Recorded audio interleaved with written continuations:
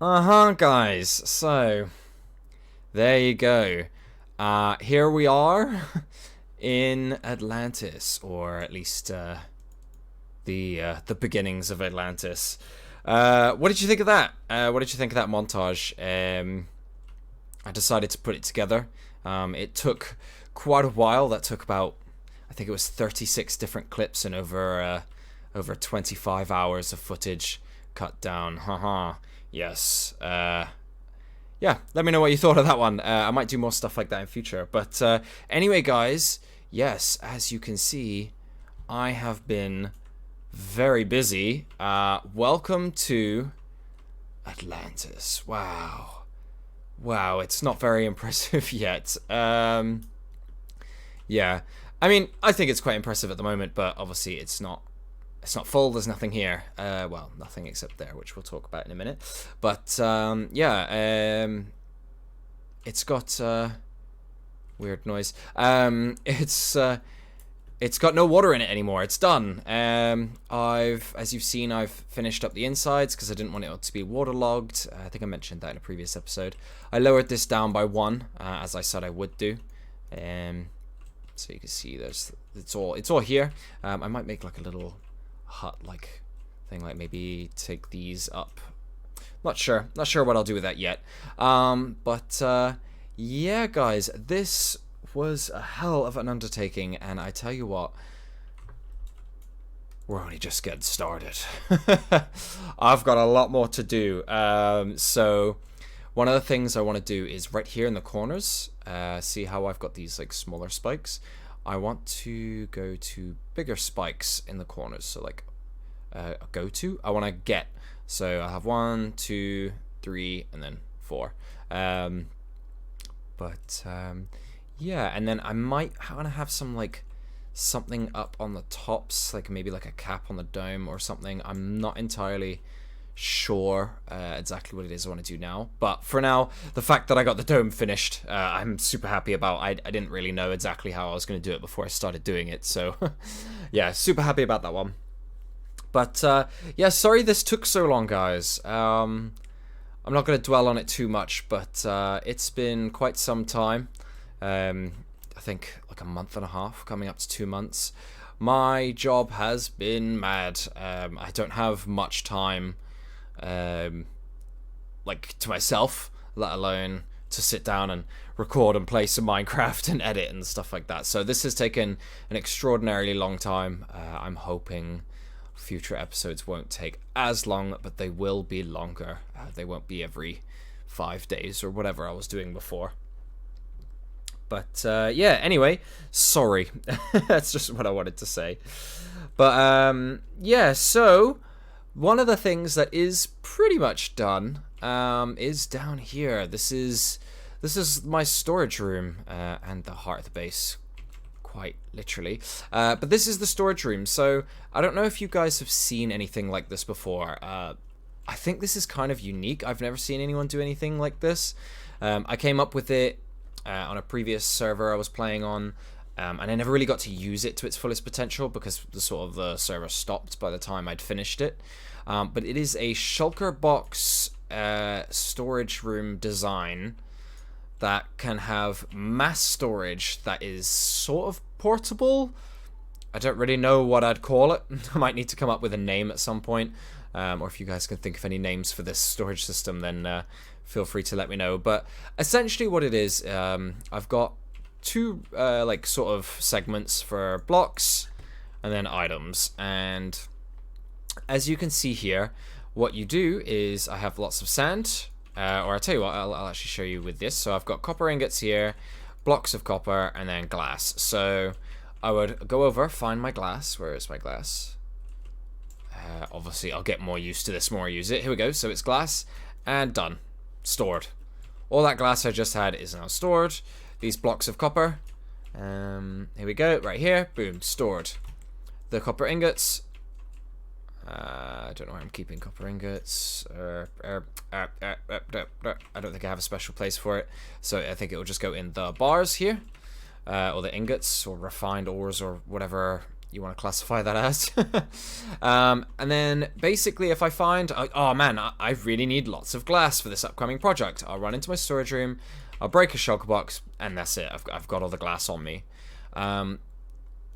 I don't have to take the shulker box. If it's just like any other, I can be like any other chest. Like, oh man, I just need 1 stack of copper. Like, there you go, done. Like, I don't have to take the shulker box, but it just allows me to move mass storage. And if I'm like, oh, I need lots of cobblestone, I'm gonna go get lots of cobblestone, I could just take 3 shulker boxes, fill it up with cobblestone, come back here, and then done, right? But the best thing, so one of the flaws you may notice is, for example, with my sand here, I've got this, this, and this, which is all the sand, but what if I have more sand? What am I going to do then? Well, this is where this bottom row comes into play. So I have barrels. Now, these barrels hold so many items. As you can see, I've got another 4 shulker boxes full of sand and another one, and I've barely scratched the surface of how much storage that I can store here. This is just a convenient display and then extra. But I believe this system is relatively future-proofed. Now for the items, it'll work a little differently. So for like ink glow sacks, that would go in here, which is like your, or like my passive mob system things, which chances are I'm not going to take a whole shulker box when I need something like that, but the storage is there, and if it's something really rare, or like not rare but like unused, like I can just use these barrels as excess storage as well. So like wheat or refined plants, you know, I'm probably not going to have this full of shulker boxes of all that stuff, so I could just have loose wheat in this barrel as well. But yeah, guys, so that is the storage room that I have devised, and I will be using from here on out. Hopefully, there shouldn't need to be any improvements, because as you can see, this is all pretty finalized. There's not much space for any changes, but let me know what you guys think. I like it. I especially like how... So if you saw in the earlier episodes, I originally had these pillars up. Like this is the ocean floor level here. You can see it's a bit difficult. Okay, I couldn't have chosen a worse side, but I sunk it into the floor because I noticed like right on here, there wasn't much space to get through or look through. So I sunk it into the floor. It allows me to see the dome, and I get all this extra room to do whatever I want with. And yeah, just mess around with stuff in the future. But there you go. You can see the ocean floor level outside. Don't know if I'll change this glass. You can't really see out too well, but then again, it's dark out there. I do have plans for that as well. Haha. Yes, guys, I have many plans, many upcoming plans for this place.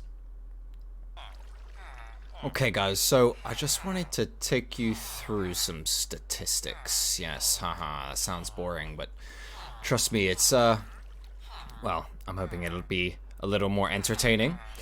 So, we're coming up close on episode 10 now, and I wanted to show this stuff off anyway. Here's a quick overview of what I've got here, but,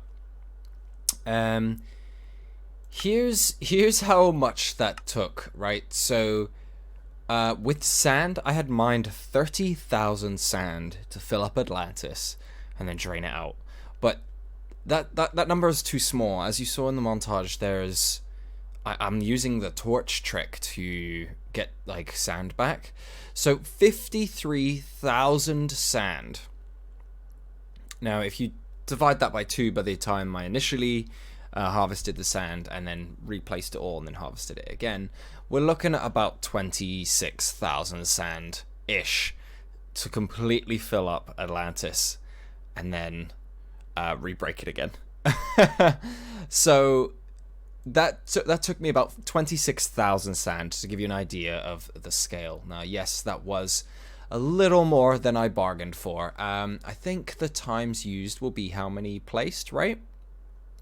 In which case it is 33,290 sand is how much I've placed. As you can see, that one diamond shovel has overtaken everything I've ever done on my main netherite pickaxe. So, yeah, that's fun. You can see my tridents here. It's quite high up with the amount of flying around I've been doing with Riptide. And obviously I've been using it as sort of like a bow anyway. All the gravel that replaced on the floor, times mined, yep, almost 5,000 gravel. If we go for, yeah, you can see here with the glass times crafted, that took just under 4,000 glass to complete the outer dome. Now I will just say there is more glass I'm going to be using. I want to create more little mini domes. You'll see what I mean in future, but 4,000 light grey stained glass. If we go to times crafted, we might be able to see that includes 336 white dye and 501 light grey dye. So I just wanted to show that off, guys, just to sort of show you exactly how much this project has taken. Also, if you're curious, with my mob farm there that I've been constantly revisiting, I've killed 600 creepers, just over. We've got just over 600 skeletons, only 80 spiders, 12 witches, and almost 800 zombies. I don't mind the zombie villagers killed. Oh, God. Yes. Tragedy struck where I'm stood. Alright, so here we are, guys, back in the standard post commentary, but yeah, how was that? A little bit of live commentary. It was a bit different for me, which was kind of interesting, but yeah, back to cracking on with doing whatever I'm doing in the world. So one of the things I wanted to try out this episode, or at least I've been wanting to try out since its introduction, but I haven't had, well, I have had the time, but I've wanted to do other things, is archaeology. It's been in the game for about a month now. 1.20 official release is here. So I thought, why not give it a try and see if I can find exactly what I'm looking for.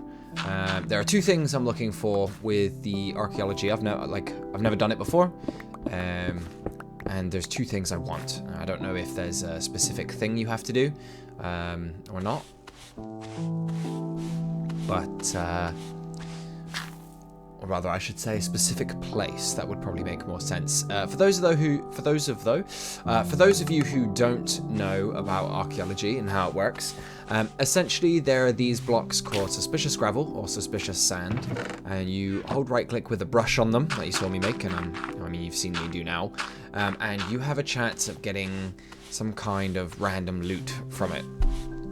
Once you get that loot, it turns back into a regular gravel or sand.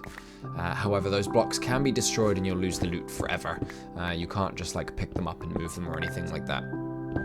But a lot of the loot seems to be junk, I'm gonna be honest. I was a little disappointed with the amount of junk, you'll see it later, but something I wasn't disappointed with though was this excavation site.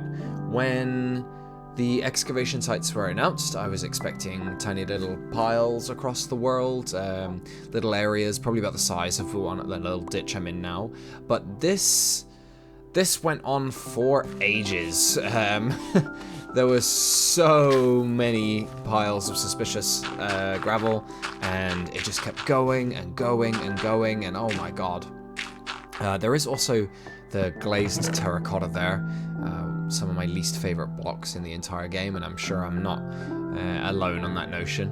But yeah, so I thought I'd set up a little camp here. You can see I'm getting a little camp set up. I thought it would be nice and easy. Store one chest, or have one chest for storing all the blocks, and then another for the loot. And on about loot, here is one of the things I wanted. This is the new music disc relic. I haven't heard it yet. I've been holding off until I can find it in-game, exactly the same as I did with Pigstep. But I didn't expect to find it so quick. Yeah, I got that really quick, and then followed by immediately getting an armor shard thing. I was pretty impressed with that. Also, yeah, you just saw me destroy a suspicious gravel. There you go, gone forever. By this point, I had already destroyed 4. Or should I say 5? Yeah, they're very easy to destroy. Be careful if you're doing this on your own. Yeah, so right around the corner from where I got that music disc. Oh, would you look at that? Another one. Yeah, I don't know how rare these are. I thought they were super rare, but apparently not. I got 2, but I didn't get another one, so I don't know. Maybe I just got extremely lucky. I don't know if the loot is based off of the block itself when it generates, or if it's random the moment you start brushing it. I have absolutely no idea. Yeah, you can get some kind of valuable loot. Like, there you go, just saw, got an emerald there, but yeah, not really great, to be honest with you. One thing, though, that is pretty cool is the shards. So, yeah, so there you go, there's everything I got in this entire place. But it's the pottery shards. Those are pretty interesting. I wanted to mess with those because the pots look awesome. And you'll just see me get the little thing. I love the new sounds in the game at the moment.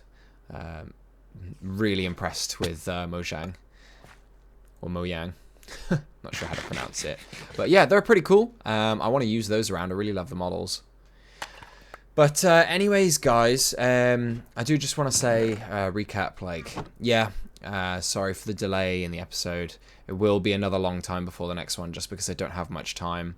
It's been an absolute nightmare trying to get this one out, slotting in the editing time and everything like that. But nonetheless, I still do appreciate you guys watching. I hope to make some more progress next time, especially on Atlantis. But take care, guys. Thanks for watching again. And whenever it is, I'll see you in the next one. Bye.